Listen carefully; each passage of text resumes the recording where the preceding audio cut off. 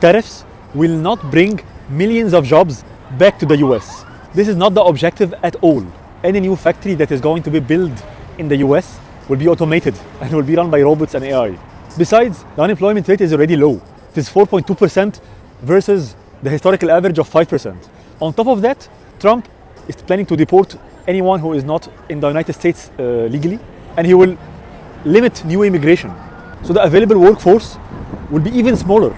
So why the push to bring manufacturing back through tariffs? It is because, number one, it's about creating better jobs, not more jobs. High skill roles like engineers, technicians, machine operators, these jobs pay more. Second, it's about the know-how. If a country give up the know-how of how to make things, they eventually lose the skills and the ability to build, which is very dangerous. Which brings us to the third point, national security. Any country that outsources the manufacturing of its weapons, steel, food, or drugs is not a very intelligent country. So insourcing it makes a lot of sense. Fourth, revenue. Tariffs will bring money to the government. Maybe not 500 billion, maybe 400 billion, but it is still a large amount of money. Five, American companies have already been spending billions of dollars building robotic factories overseas. With these tariffs, now the business case, it makes more economic sense to build inside the states.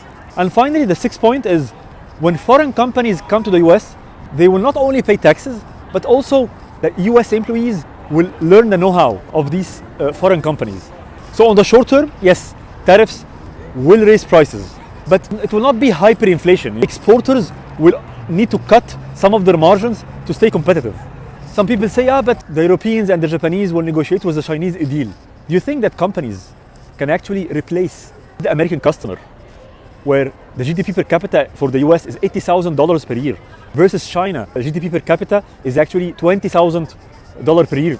So the US customer have 4 times more spending power. You think that companies will just easily replace this customer for other customers who have less money? I don't think so. Of course, the way Trump rolled it out created a lot of uncertainty. Trump called this day the Liberation Day. In his mind, it's a war for economic independence. Of course, if you frame it like a war, there will be ambiguity and uncertainty. Personally, I am supportive of free trade, fair trade, on a level playing field, where everyone, companies or countries, compete based on innovation, and whoever makes the best product and the best service for the customer should win. And hopefully this is Trump's direction and Trump's end game. He will negotiate and will reach this at the end.